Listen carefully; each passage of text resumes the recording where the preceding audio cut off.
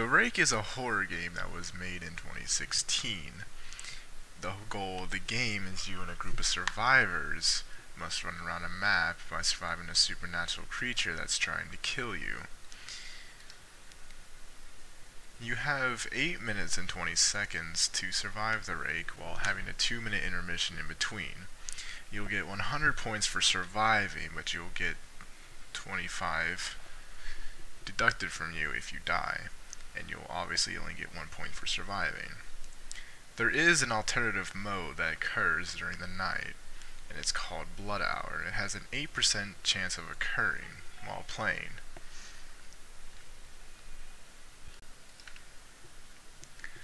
Blood Hours increase the difficulty of the game as well as the aggressiveness of the Rake itself.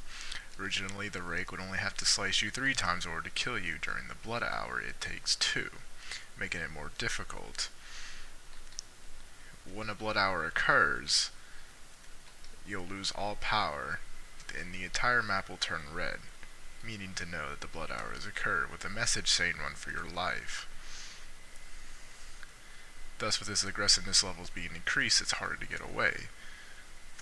So, it's best to find a specific spot away from all players before actually dying. There is a power system within the game as well. Each specific location on the map takes up a specific amount of power if turned on. You have a total of 100,000 power that you can use.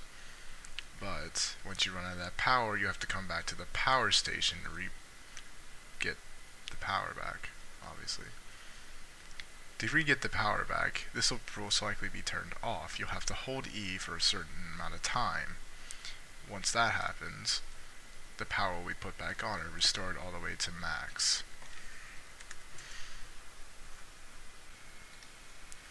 The safe house takes up randomly between 60 and 90 power usage, while the observation tower takes up between 70 and 100. The door within the safe house also takes up power, but is extremely more than the lights within it. It's about also an increasing 100 to 130 power.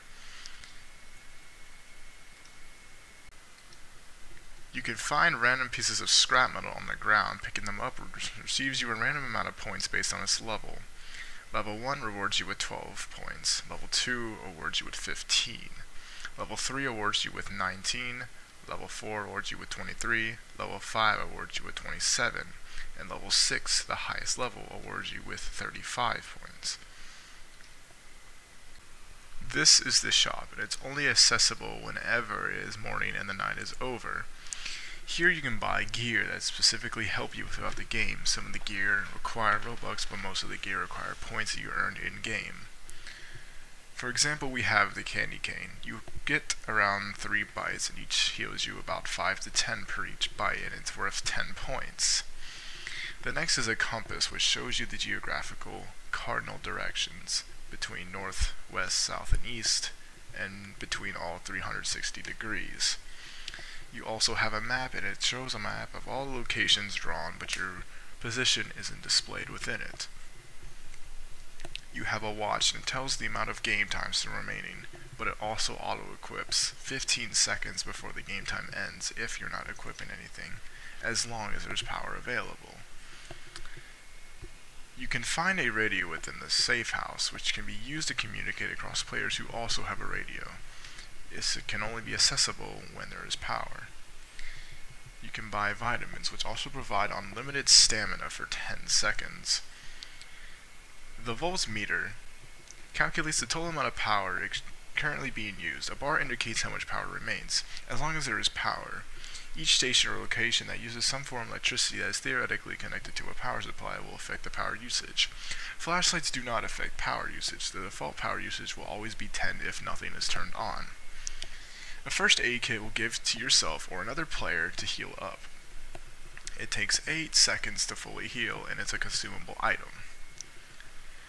The tracker is a device that detects your current position from the rakes. The maximum distance to connect is up to 125 studs. Afterwards, it will say a message stating signal lost.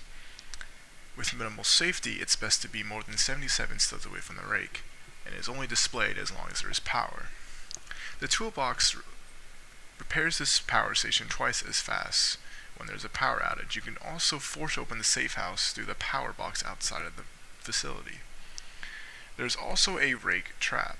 It takes 5 seconds to place, and only the rake can interact with it, and it stuns for rakes for about 7 seconds.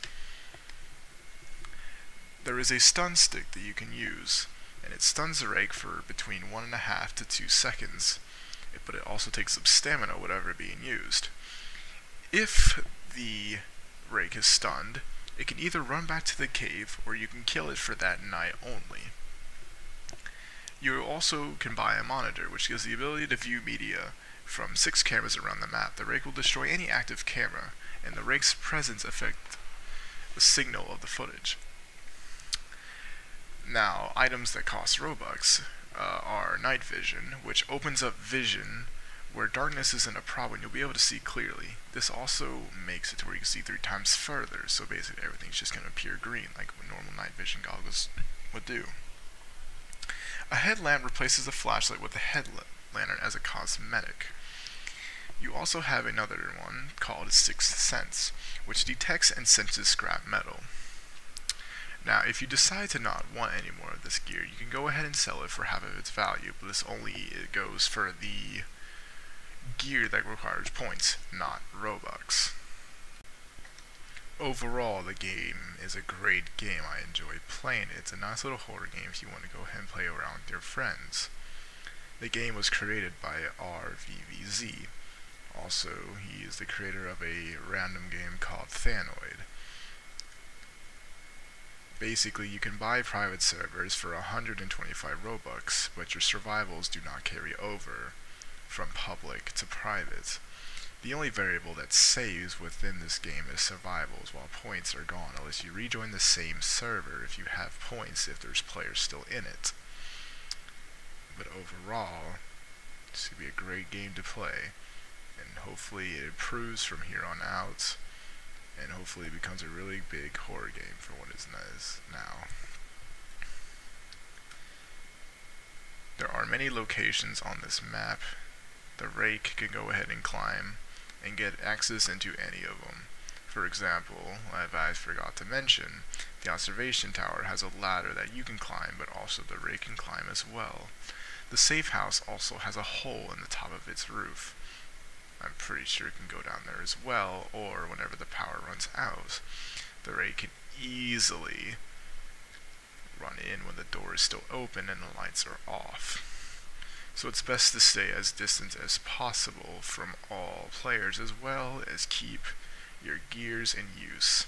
Like, for example, the tracker and the voltmeter and the watch, so then you know when the time is about to end, when you know how far away the rake is and how much power you can conserve and use before it goes into an outage. Thank you guys for watching this video. The link to this game will be in the description, and hopefully I'll see you on there sometime.